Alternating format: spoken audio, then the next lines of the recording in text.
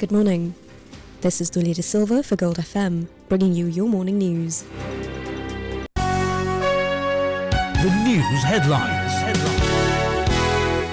on Gold FM. In your news headlines, bus fares expected to go up by more than 10%. Three-wheeler and school transport fees also set to rise. Government issues red alert over May fuel prices. Large illegal fuel stock seized in Jaffna. And in news overseas, Starmer and Trump discuss the need to reopen Strait of Hormuz. The top story on Gold FM. In your top story,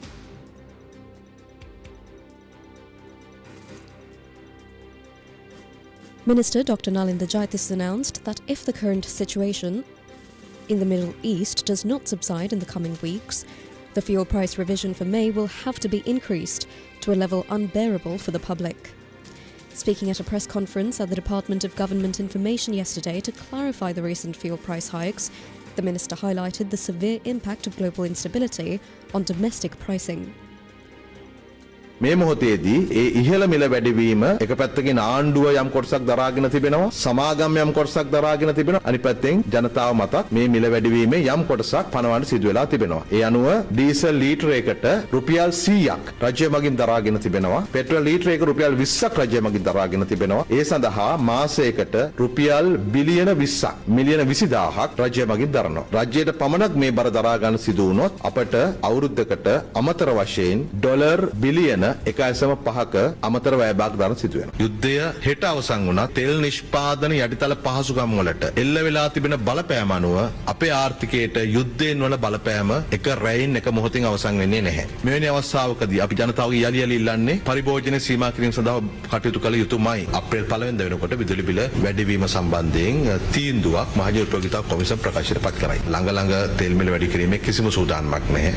බලාපොරොත්තු වෙනවා යම් ප්‍රමාණයකට මේ තත්ත්වය සමහන් වේවි කියලා ඉදිරි සති කිහිපය ඇතුළත අපි එක තමයි සුබවාදී බලාපොරොත්තුව. මොකද එහෙම නොකළොත් මේ මාසේ 1 වෙනිදාට යෙදෙන මිල වැඩිවීමේදී දරාගත නොහැකි මිල වැඩිවීමක් කරන්න සිදු වෙනවා.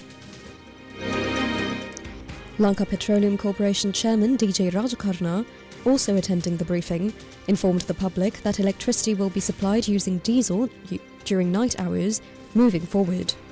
The statement underscores the increasing reliance on thermal power as the energy crisis deepens alongside rising fuel costs.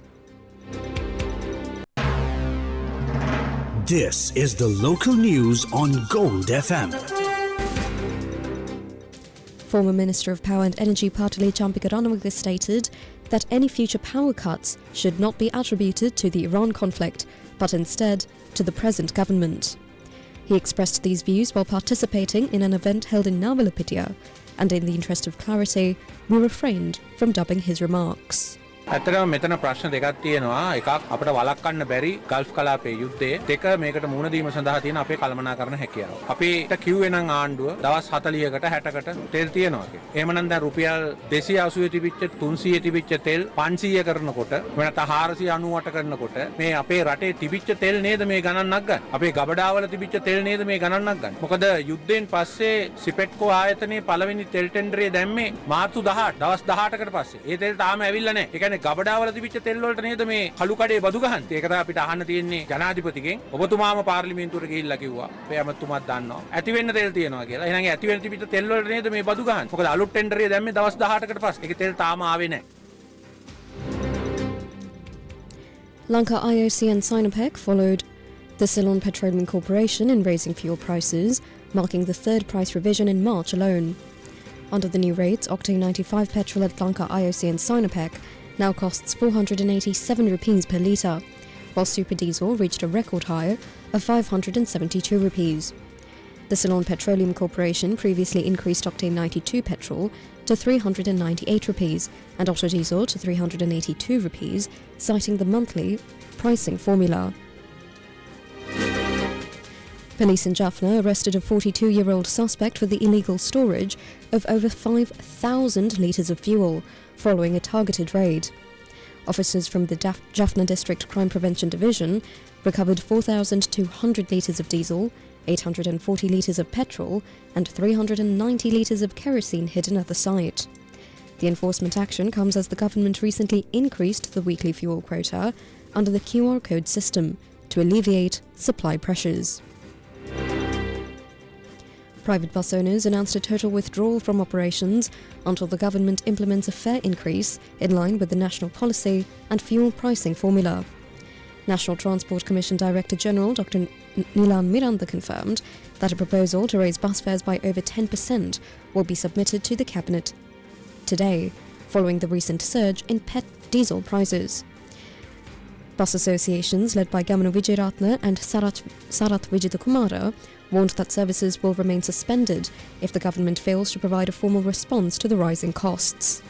Three-wheel associations also called for a 20 rupee increase for the first kilometre, while mobile app-based transport services urged the government to reconsider their fuel quotas.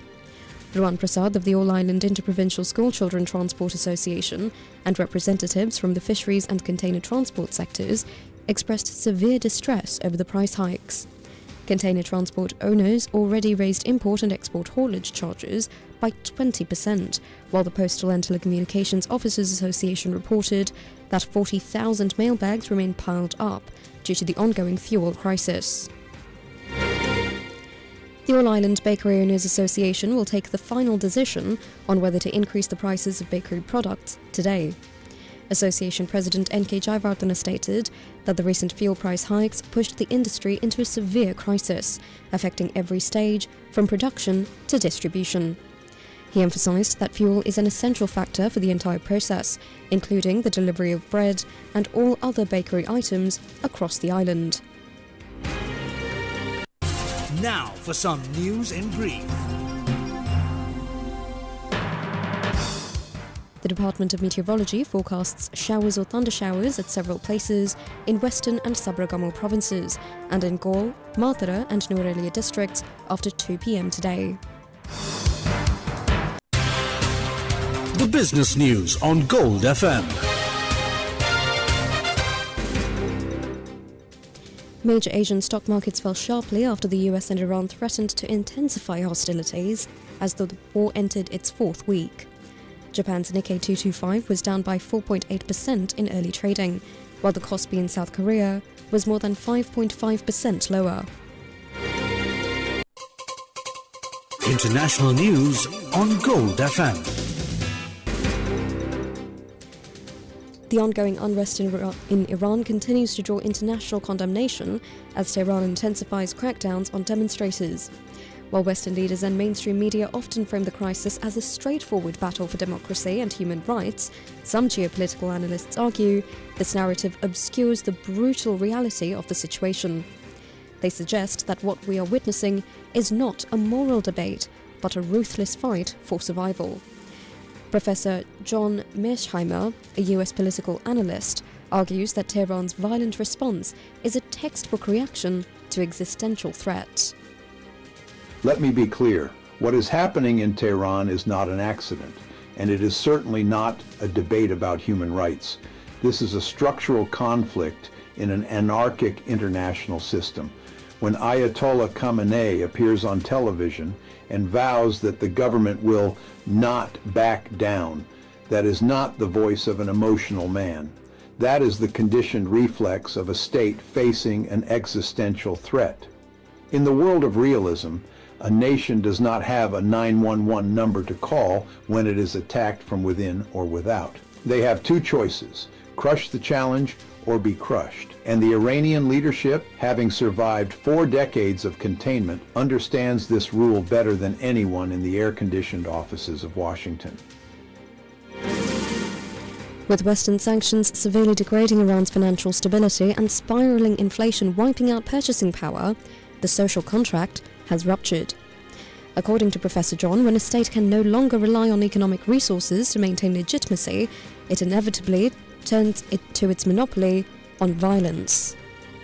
We need to look at the material basis of this crisis. Do not be fooled by the slogans.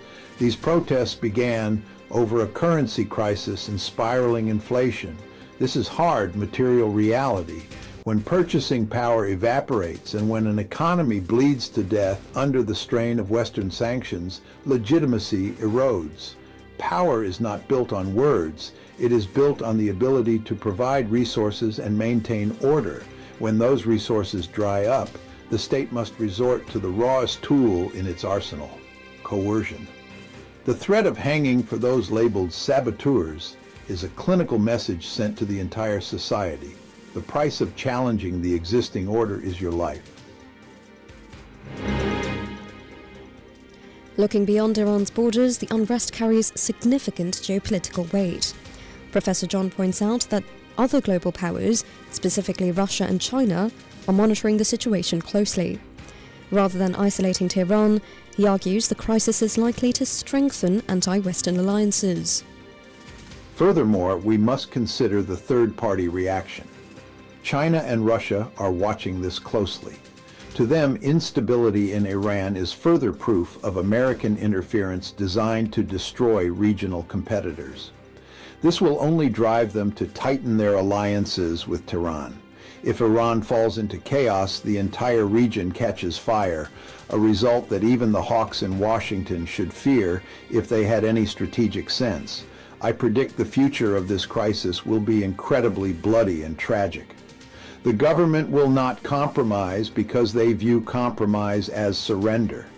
They will escalate the repression, and the cost will be thousands of lives and an economy further destroyed. Washington will continue to shout empty slogans about freedom while using the Iranian people as pawns in a geopolitical game to weaken a regional peer.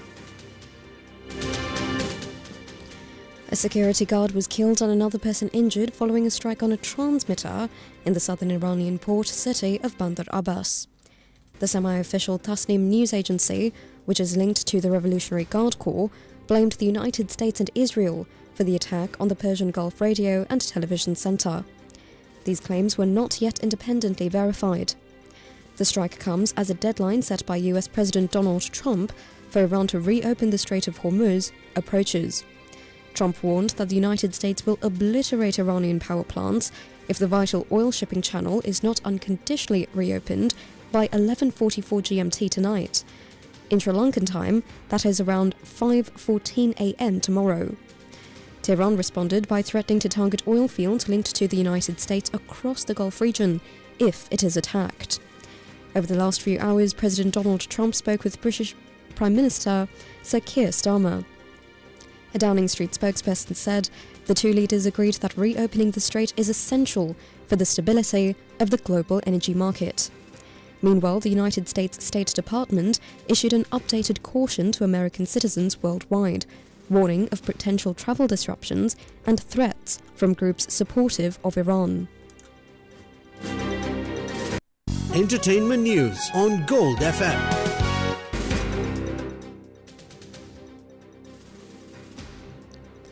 Canadian actress Carrie Ann Fleming passed away following complications related to breast cancer.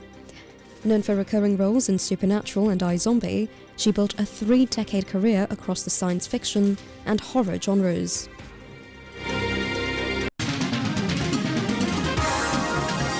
Sports news on Gold FM.